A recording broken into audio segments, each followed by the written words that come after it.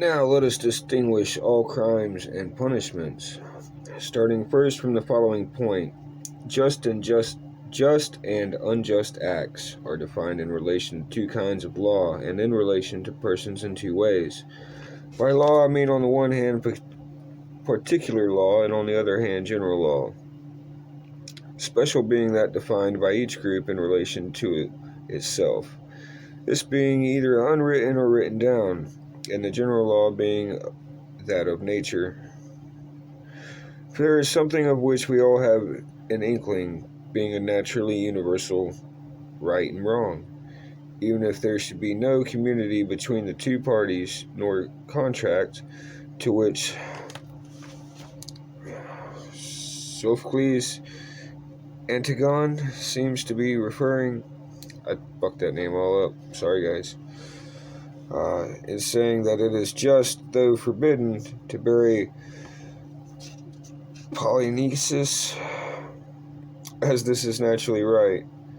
He says, "For not from yesterday, not just today, lives this command, but always. Whence it came, none knows." And as Empedocles says about not killing animate beings, this is not right for some and wrong for others. He says, "But as a law, for although the broad earth mightily stretches in the boundless air," you got me why he says that. And as Alcibiades says in his Messenian orientation, God sent all men forth free. None has nature created a slave. Furthermore, justice in relation to the person is defined in two ways, for it is defined either in relation to the community or to the one of its members, what one should or should not do. Accordingly, it is possible to perform just and unjust acts in two ways, either towards a defined individual or towards a community. The adulterer and mugger wrongs one of the individuals, the draft dodger, the community.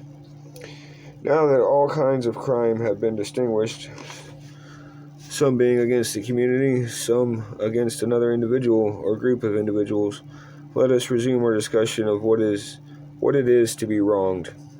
To be wronged is to suffer unjust treatment from a voluntary agent, for doing wrong has previously been defined to be a voluntary thing, since it is necessary that the injured party be damaged, and damaged as an act of will.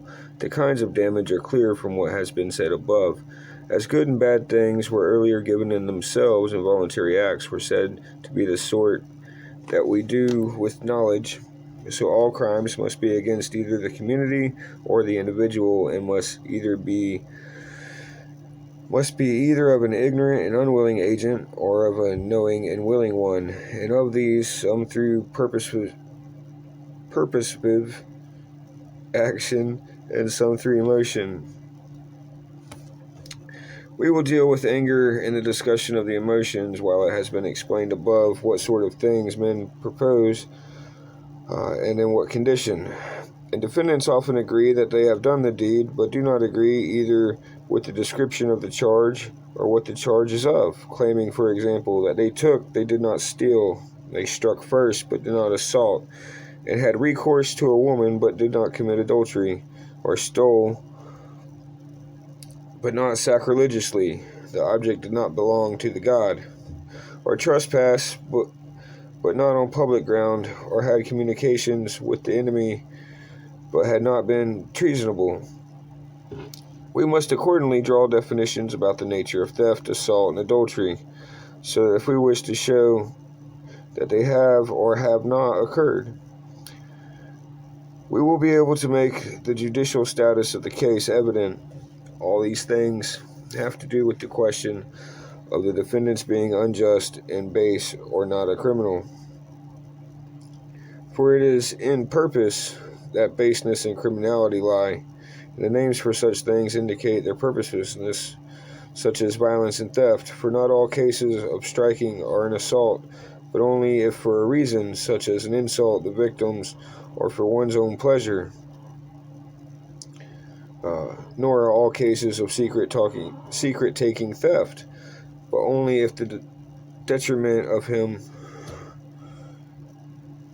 but only if to the detriment of him from whom the property is taken, and for the betterment of oneself.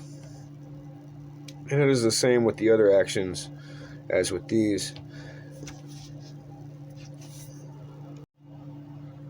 Deviations are all that I fear.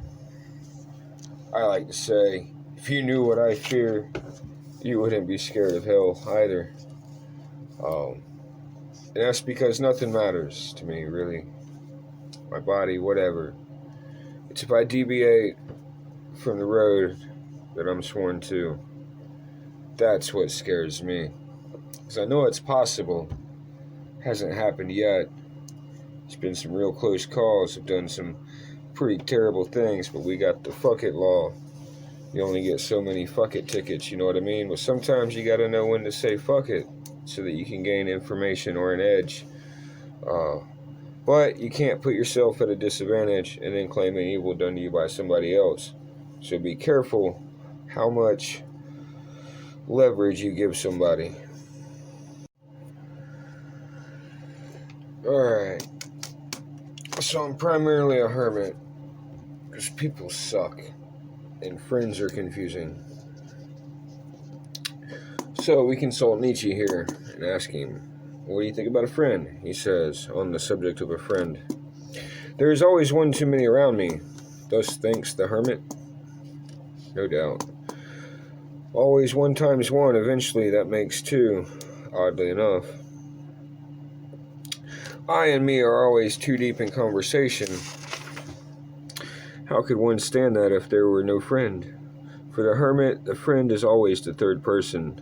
The third is the cork that prevents the conversation of the two from sinking into the depths. Alas, there are too many depths for all hermits, therefore they long so for a friend and his height. Our faith in others betrays in what respect we would like to have faith in ourselves.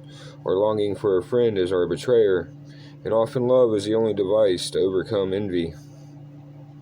And often one attacks and makes an enemy in order to conceal that one is open to attack. At least be my enemy. Thus speaks true reverence, which does not dare ask for friendship. So, what is this saying? Well, for me, what I listen to it for is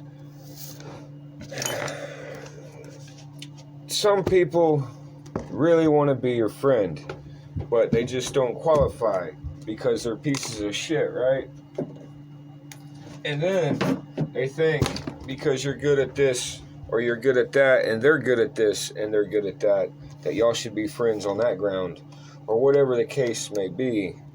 What it is they fucking envy you for whatever reason, and envy's a strange thing. I suffer no envy. Never have, really. I don't want what other people have. I want what I want. You know what I mean? So that takes care of envy naturally. But for those that know that they cannot qualify to be your friend, will say, I want you in my life so bad that I'm desperately trying to be your enemy. And I think that's the situation that I'm in now with this one cat who ain't worth a fucking hill of beans in my world. I wish he'd just disappear. But he wants to be my enemy so bad he cannot stand it. So we'll finish it up with some Dowdy Chang. Brazen robbery. If, with the scrap of true knowledge, I walk on the road of the great Tao, deviations are all that I fear. The great Tao is a broad and level highway, yet most prefer tracks and bypaths. The court seems well tended, but the fields are choked with weeds. The granaries bare. Fancy clothes and sharp swords are on show. Gluttonous feasting and drinking, material things in excess. This is brazen robbery. This is not the Tao.